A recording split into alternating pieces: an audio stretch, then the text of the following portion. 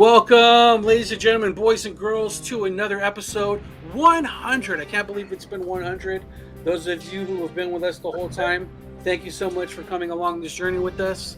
We have got a real treat for you, a great Christmas movie, 1987's Lethal Weapon action thriller, an hour and 57 minutes long. And we've got some scores from this movie for you. 7.6 out of 10 on IMDb, 80% on Rotten Tomatoes, and 3.7 out of 5 on Letterboxd, whatever that is. We have our people with us today. We've got the most electrifying guy on Whatnot, Fuzzy. Yeah. We've got the JD Geek and the Comic Lizard. You can see links to all of their adventures down below this video. Let's get into it. So, Lethal Weapon. This is a super classic. I mean, what are they, 5, 6 deep on the sequels? And there's, from what I understand, there's more coming. So it starts off. Let's see. Mel Gibson's directing it. There you go. Following the death of his wife, Los Angeles police detective Martin Riggs, Mel Gibson becomes reckless and suicidal when he is reassigned and partnered with Roger Murtaugh, Danny Glover. Riggs immediately clashes with the older officer. Together they uncover a massive drug trafficking ring as they encounter increasingly dangerous situations. Riggs and Murtaugh begin to form a bond, which is the original buddy cop formula. Riggs' volatile behavior might just help them apprehend the criminals if it doesn't kill them both first. So, super classic. I mean, Richard Donner, if I'm not wrong. Correct. Yep. And that was just out of my head. I don't even have the info in front of me for that one. Richard Donner, I don't even know where to start with this. I got this is my jam right here. Let's do it. Right. So check this out. You guys want to hear something even crazier? So, what did we review last week? Die Hard. What did we do? Guess who this role for Riggs was supposed to be given to? Oh, it's supposed to be given to Bruce Willis? And guess who was supposed to have the role in Die Hard? Mel Gibson. Danny Glover. No, Mel Gibson. Think about that. Like, if you had the roles reversed, what kind of movies would they be? Would they be classics? You know what I mean? Like that. It's just crazy. Yeah. Like, and then it's just weird. Like, and then there's I can see Mel Gibson running around barefooted. But I don't think on Nakatomi Plaza. But I don't think it would have the gravitas, because again, Bruce Willis brought something to that movie. You know what I mean? Like his personality, and the same thing with Mel Gibson in this. Mel Gibson didn't have his accent under control that well during this time. No, yeah, there's a part of us when he's getting ready to get in the car after he did the. Want me to drive? Yeah, you want me to drive? I'm like, he's stretching, dude. He's really going for that one, dude. And then okay, so Blade Runner, right? There's like 50 million cuts of that movie. There's a director's cut, there's the final cut, there's the studio cut. Same thing with Lethal Weapon. And most people have only seen the studio cut. So there's a cut out there where Riggs fucking gets, before we see him at the Christmas tree lot, he goes to a school shooting. There's a sniper on the roof shooting kids, and Riggs just walks up, pops a cigarette in his mouth, walks up, dude, just and just kills the guy, and then walks away, picks up his clip, and you know what I mean, and then goes to that. There's another cut. I've seen that scene. Because I thought that was in the movie, so I've seen that scene added in. Yeah, he just walks up the steps, and they're just fucking unloads. Get down. And Yeah, he's just like, fuck it, and he just goes through and he just caps the guy, just puts it away, and he just walks out the door, and you're just like, I thought they replaced it with the Christmas tree scene, huh? Well, it was supposed. They just took that part out and had the Christmas tree, and then that was supposed to take place. Because what happened was I have seen that. In the original, and then there's another part that is very rarely seen, where he's actually in a bar having a drink before all that happens, and but it's like one of those cheesy like 70s one where the two junkies get up, hey man, give me your wallet, and then Riggs just beats the shit out of him, like doesn't really do anything for it. But like this movie, even like the script, like we love it because it's a buddy cop film. It's funny, it's got some lightness to it. it wasn't written that way. Shane Black, if you read the book and you've seen the original script, it was very dark. It was very, like, it was not funny. Richard Donner did that. Like, he said, I want to make it a little bit of funny, have some fun. He saw the way the two guys reacted to each other, and we get the beautiful artwork that is Lethal Weapon, dude. Like, I'm a sucker for buddy cop films, and this is the reason why. This is the movie reason why. Like, I always wanted a best friend like fucking, Riggs or fucking Danny Glover, you know what I mean? And I kind of have one in Make Havoc, but, You should have been with us. You should have been with us when we did Tango and Cash. That's one of my all-time favorites. Don't get me started. I have pictures, dude. Me and the fat man were driving home one day from a casino, and we pull over to get gas in the middle of the fucking desert. Middle of the desert. Guess what car's parked next to me? The fucking Tango and Cash one. You had the minigun on it and everything. We both looked at each other like, you son of a bitch. So we go running in, like, because there's no one else at the gas station but this one guy. I'm like, hey man, is that your car outside? He's like, yeah, Mo. Can I get a picture inside it? He goes, no. So, but you can stand in front of it and shit. I'm like, okay, cool. I'm posting this shit. So it's me and the fat man hanging out in front of that car. Love Tango and Cash. Love it. No way, man. Lethal Weapon's the bomb. It is. I have to say, you have to smoke when you talk about Lethal Weapon, because Rick smokes a million cigarettes in this movie. And I mean, even down to like the when it comes to the scene where he has where he's going to shoot himself, right? Which is one of the most like traumatic scenes in the movie, like that's where you literally see what kind of man what pain he's going through. They had to drag around a trailer with him for about almost the whole shoot, and one of the last things they shot was that scene, because they waited for Gibson to be ready to do it, and he got himself really drunk, and then he went inside the trailer and they just shot it. It was just him and Donner, and he shot it, and you watch that scene, and even down to the simple thing of showing the inside of the barrel, and you see the bullet inside the barrel, you know what I mean? And he's got it in his mouth and he's cocking it, your brain's going a million miles.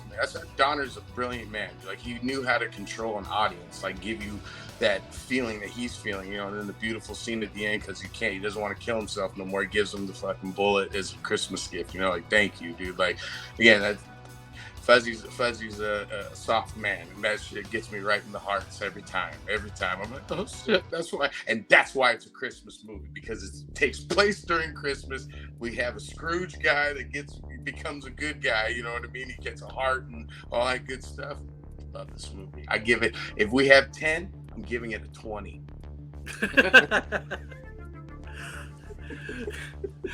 The Dixie, they're going to Dixie's house, and she's the prostitute where it's thin, super thin. They go there, and as they're walking up in the yard, if they don't stop and talk to those little boys outside, they're toast.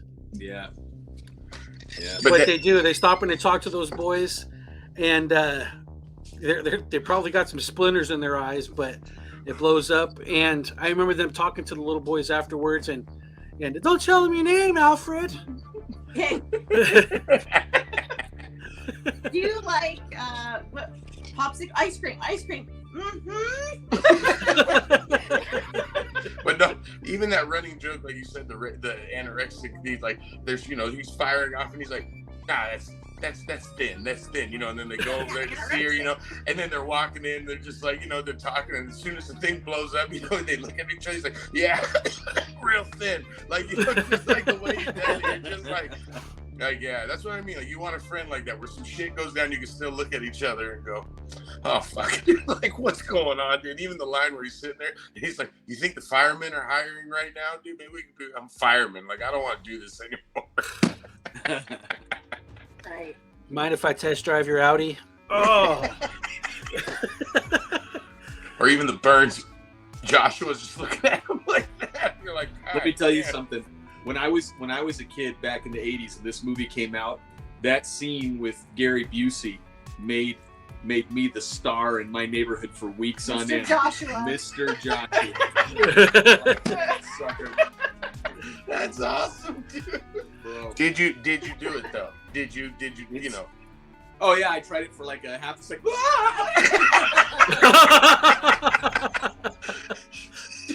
Someone tried to ask me to do it. Oh, wow. I No, yeah, there's just so many moments. You can't pick one. Like, that's what I mean. Like, this is just, and again, it's one of those movies that you can watch over and over again. Like, again, like we said, Die Hard. It's on TV, and everyone just kind of goes, okay, let's see. Oh, this is the part where this happens. You know what I mean? Like, we have a saying in my house: "It's not Christmas till a coked out whore jumps out the window and lands on a car." Dude, that's not Christmas. Dude. That's right. See.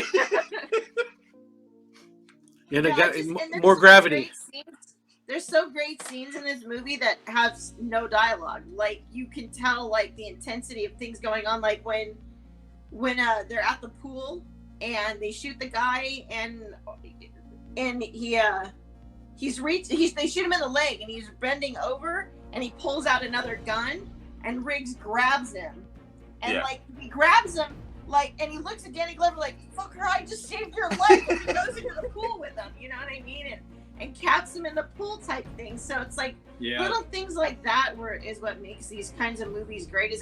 And then, you know, oh, I spit on you, or, you know, like when Glover just goes like all like ape shit crazy on stuff too. It's just well, and Gibson has that ability to play Martin Riggs like at like maximum intensity all the time. You know, when they're talking to Murtaugh's friend, whose daughter is the one that, you know, jumps out the hotel at the beginning, and then the helicopters come in and snipe his buddy.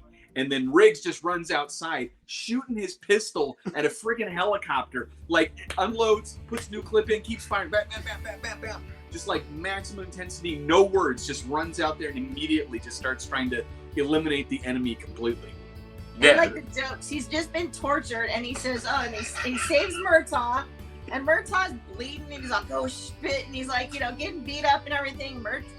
Riggs comes on in, and he's just, okay, what one shepherd say to the other shepherd? Let's get the flock out of here. Like, and you know what? That's got to be somewhat of a throwback to like Die Hard, because you were talking about who can run on, you know, barefoot through what. Look, man, Riggs ran out of there barefoot, hardly a shirt on, ran down the street after the guy, barefoot on concrete on LA's like highways and freeways, and so the only complaint I have with that movie, the only complaint, and I forgive it because I know the reasoning why, is the final fight scene. That is the cheesiest kung fu scene we've ever seen in our life, dude. Tell us why that was what it was before we get into the buckets, Fuzz. Well, what happened was that Busey and Gibson had been rehearsing the scene.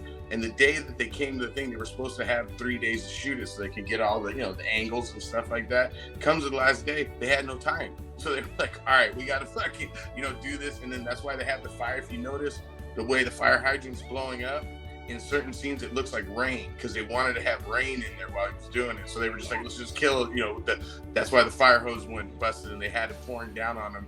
And then they were like, give him the big pole and hit him, and he's gonna block it and, you know, do shit. Like, it was very simple. It was meant to be a big, huge choreographed fight because it was two badasses. But you know what? Again, you get to that point in the movie, you just don't care. You're just like, oh yeah, kill Joshua, you know, and then he lets him live.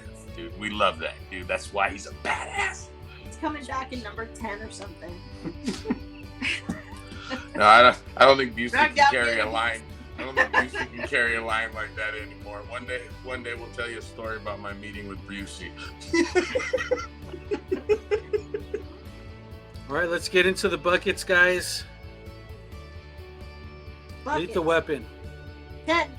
It's a very simple 10. Like these are just classic movies that if you don't get on a 10, you're gonna sleep on the couch kind of situation. But you know, this definitely is a 10, and it will always be a 10 no matter what. Yeah, I'm gonna go with sleeping on the couch.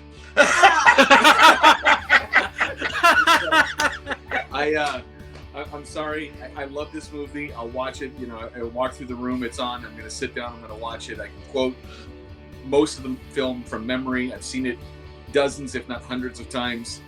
But it's not an epic movie. Fuck you. It's a great movie. What's wrong with you? It's a 9. What have you given 10s to? What's an epic? You know, that's for a different discussion. Raiders of the Lost Ark. Let's not get into this too dumb to do that. Well, I'm gonna make up for his, and I'm giving it, like I said, a damn 20, dude. It's off the charts, dude. You know what I mean? It's tons of fun. You can't explain why you love this movie, because again, it is almost a perfect movie. But the beauty of it is that I've shown it to my kids can quote that what did one shepherd say to the other? Like, you say that to my kid will have the punchline. He'll say what movie it was from, what scene it's from. You know what I mean? He loved, and they don't even really dig a lot of the movies I show them. But that one, like, you know, and once we watch one, we got to watch two, then we got to watch three, then we got to watch four. So, you know, I get 20 all day. All right, this one's a 9 for me. I'm in Josh's boat. It's not. I mean, it's hard for me not to give it a 10, but it's like it's not a tie with Return of the Jedi. Or I mean, what am I even saying? Empire Strikes Back. It's not a tie with Empire Strikes Back. It's great. I can't come up with anything wrong with it other than the fact that I could come up with movies that are better. Yeah. And if I can come up with movies that are better, then it can't have the best score. So it's like the transitive property of movie reviews because I hear what you're saying. I just think I just don't agree with it. I don't agree with it either. I don't. Me and Liz are on this one together. I'm sorry, guys. This just once again proves that Fuzzy and I share the same brain. Let me just offer this last piece. Let me just offer this last piece, and that is that I think that Lethal Weapon is one of those movies that's kind of rare in the sense that it's been blessed with a lot of excellent sequels. Not a lot of movies can say that, but Lethal Weapon is definitely in that category where you can watch 2, 3, and 4 and be all and again, though I'm not saying like 4 is like amazing, like, you know what I mean, like they gradually get a little bit worse, but still, like you said, it's hard to make a series like that, and that's why I can't wait for 5. The characters of Riggs and Murtaugh were consistent. Yeah. Yep. The character development was consistent. You know, Riggs doesn't just decide to go drink blue milk and throw his 9mm off.